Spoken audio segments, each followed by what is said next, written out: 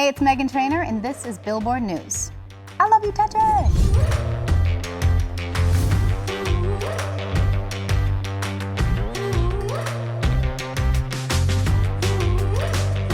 Hey, what's up? It's Tetris, and I'm so happy because I'm chilling with the songwriter of my life, the queen of my heart, Meghan Trainor. Hi. I love you so much. I love you. Thanks for hanging out with us today. Thanks for having me. This place is bougie. I mean, look, we upgraded just like, look at you. You upgraded, girl. What is going on with this look? I'm trying to glow up every day. Every day. What are we wearing? We're wearing Versace. Of course we are. She's fancy. She is super fancy. Let's talk about fancy. This album, Taking It Back. Finally, fourth album, we're coming out. What is the inspiration behind it? Taking it back, what are we taking back to? I was taking it back to my sound that apparently I had because I started writing, and one of my co-writers was like, it's crazy, these artists are coming in saying, I want to do the Meghan Trainor sound. And I was like, I have a sound? You do? I have the doo-wop sound. And then at the same time, Tidal blew up on TikTok.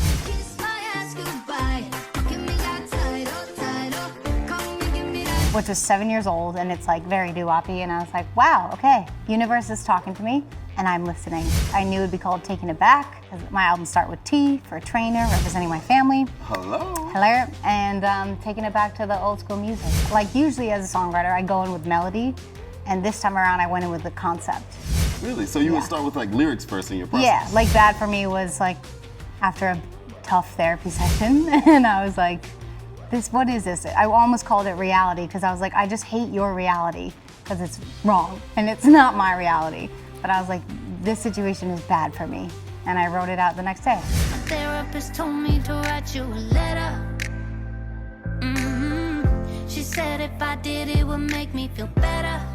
You know, you might have played a couple snippets for me. Maybe I've heard some things. I played it out. Ladies and gentlemen, we got Tetris listening to another potential obviously to the more upbeat song because he is bouncing. He is moving and dancing. The smile and definitely is vibing. big. A lot of work in the shoulders. Stank face coming in now. Yep, really pumping the chest. Really pumping. Obviously enjoys Body, this pop. song. Oh, hands up, hands up. Hands up and snapping, hands up and snapping. And what I think is so interesting about it is that you take this subject matter, but you also make it uplifting. It's still bright in a lot of ways, pretty. even though you're talking about things that maybe not as bright. How do you mash those two together?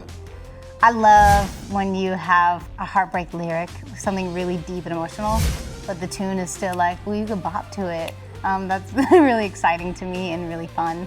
You dropped a little bit of hints about Natti Natasha, which is Natti crazy. How did that even Natasha. come together?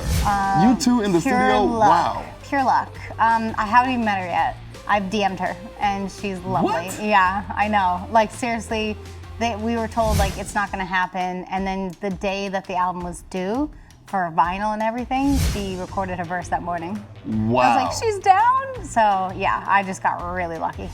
When you had me as a guest on your podcast, you said something Yes, that was we to did. me that was very vulnerable, that stuck with me. You were talking about how when All About That Bass came out and how crazy everything was and how you didn't necessarily feel like it was the same now. Because you know I'm all about that bass, no trouble. I feel like I look at you and I say, diamond single. Oh. I say Grammy award winner. Oh, how You're I such a go. superstar, but I feel like all you artists go through this. Katy Perry, Britney Spears. Yeah. I've seen so many artists be like, oh, it's not the same. Or do you feel like that's unfair? You're always comparing yourself to yourself? I'm the worst with comparing, especially the pandemic. Like I haven't performed in front of my fans for like 3 years now, since before the pandemic. need it. We need it. I didn't get to tour my last album. COVID hit right at the same time. It crumbled my confidence, and I didn't really realize it. Like I became more of a shell, like an at-home body. I'm working on taking back my confidence. If I was you, I'd wanna be me too. I'd wanna be me too. I'd wanna be me too. And Well, just know your My power. music gives your fans confidence. I can attest to that. Now, also, I want to talk to you about, you know, how you've blown up on TikTok, like you mentioned earlier. And consider this an invitation to kiss my ass goodbye. Give me that title, come and give me that. You're so funny, everything's so great. Thank you. But you know, a lot of artists are complaining about that. You know, you Complain have about artists TikTok. complaining about why I have to do TikToks and all the work and that's kind of a conversation that's dominated the scene right now. Do you feel like it's an unfair part of your career to be on social media and have to be viral? when you feel uncreative, I can see how that's annoying. But when you finally hit with a video, or like when Tidal blew up, I felt like it was my birthday every day. I thought it was the coolest thing ever. It's like the quickest way to connect with fans. It's the best place to get a whole new audience. And now I'm obsessed with TikTok and I'm obsessed with posting. I'm constantly like, what ideas can we do? And I like have Chris help me all the time on TikTok. It's great. It's great. But I feel Honestly, like I'm jealous of you yeah, guys. if a new artist was asking me like, what should I do with music? I'd be like, get a TikTok. You're also a cool mom. Cool we mom. have to talk about your son. My baby. First of all, this video you posted when he got the glasses, Your glasses. I fell apart. He's so cute. I fell apart. How are you approaching being a mom now that you're about to have to ramp up and be out here doing promo? That's new for you. It's new, yep. And I was talking to Australia this morning and they're like, you coming? I was like, mm-hmm. And I'm bringing my boy and we're about to be world travelers. I'm so excited for him though, because he'll get to travel the whole world. I hope he remembers any of this. And before I get my guests out of here, I always like to play a game. We have to. Really simple. I'm just gonna say a sentence, you finish it with the first thought that comes to mind as quick as you can. Uh-oh. Okay, let's do it. You'd be shocked to know I'm a big fan of. T-Pain. I need a T-Pain and Trainor song. I need that it. That has to happen. I've been begging for years. The one song I wish I wrote. Jealous by Labyrinth. This is the greatest song ever. Jealous of the way you're happy without me. The worst job you ever had was? I sang for this restaurant on Nantucket.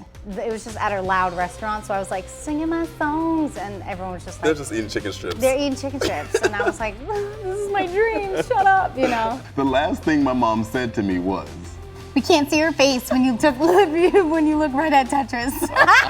that literally Angle was out, the honey. Let last- the camera see you.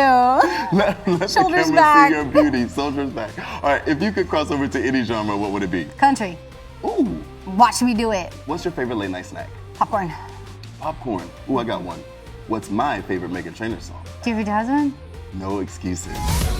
There ain't no excuses, babe.